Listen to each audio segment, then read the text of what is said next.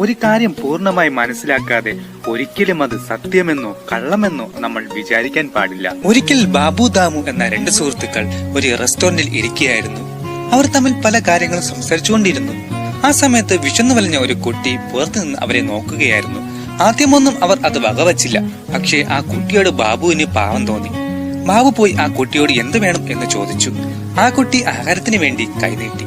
അയാൾ ആ കുട്ടിക്ക് 500 രൂപ നോട്ടും ഒരു പാർസൽ ബ്രെഡും വാങ്ങിക്കൊടുത്തു. ആ കുട്ടി ചിരിച്ചുകൊണ്ട് നടന്നുപോയി. ആ സമയത്ത് ബിൽ സെറ്റിൽഡ് ചെയ്ത് ദാമുവും പുറത്തു വന്നു.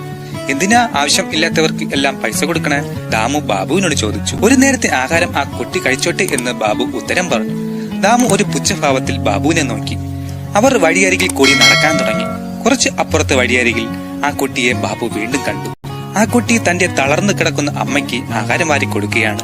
ബാബു അത് ദാമുവിന് കാണിച്ചു കൊടുത്തു. ഇത് കണ്ട് ദാമുവിന്റെ കണ്ണു നിറഞ്ഞ് താൻ പറഞ്ഞതോർത്ത്. ഇതിൽ നിന്ന് നമുക്ക് മനസ്സിലാക്കാം, സത്യാവസ്ഥ അറിയാതെ ഒന്നും നമ്മൾ പറയാൻ പാടില്ല. എറിഞ്ഞ കല്ലും പറഞ്ഞ വാക്കും തിരിച്ചെടുക്കാൻ പറ്റില്ല എന്ന് നമ്മൾ കേട്ടിട്ടുണ്ട്.